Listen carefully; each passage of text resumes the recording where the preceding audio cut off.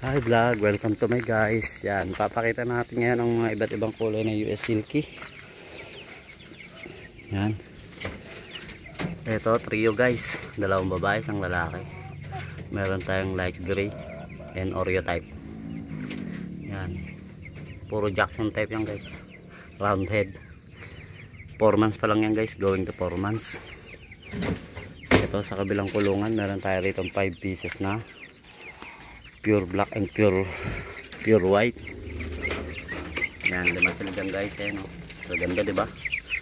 Yan, going to 2 months yan guys. Puro rounded din yan. Yan, unti-unti na lumalabas ang kanilang mga ulo.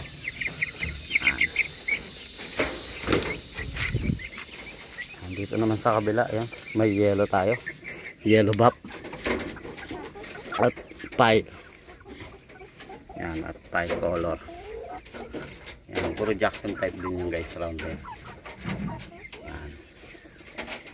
Dito naman tayo sa another cage, na meron din dito pure black and gray with shaded black. Yan. Ayan sila guys, oh. Ang sisigla nila, diba? Oh. Yan, going to 3 months yan guys. Yan. Punta naman tayo dito sa kabilang, doon sa kabilang sa brooderan natin. Yan. Meron din tayo dito na mga papisa going to 2 months. Yan nga pala ang aking kulungan guys, oh. Ano? Yan. Dito lang sa gilid ng sementeryo. Yan, walang lote, nakikilote lang. Pero dating masukal yan, nilinisan ko lang guys para ano, mapakinabangan at kahit pa paano makapag-alaga ng mga yan, ating mumunting alaga. Yan, dito meron ako ditong coaching ball at US Silky. Yan. Mga sarili kong pyesa, mga crossbreed na. Yan sila guys, oh. Yan.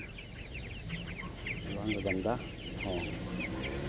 Going to 2 months yan guys. Yan, coaching ball and US Silky. Yan. Hindi lang naman US Silky at mga coaching ball ang alaga natin. Meron Jersey Giant, ganyan. Yan ang aking brooderan. Dito lang sa gilid ng aking bahay. Yan. Hindi lang, meron tayong Brahma.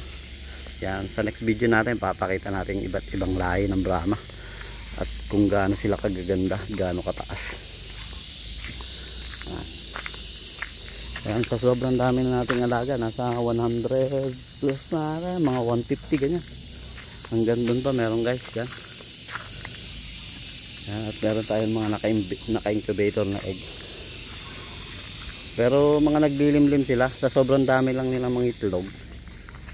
Yan, in-incubate na lang natin yung hindi nila kaya limliman. Yan.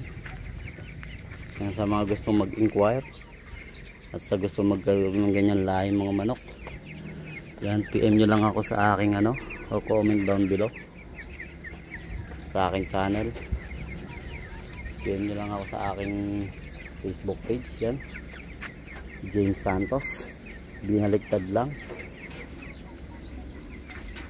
Yan, ganyan kadami ang ating alaga guys. Yan, hanggang dito na lang muna guys, hanggang sa muli. Yan, thank you guys.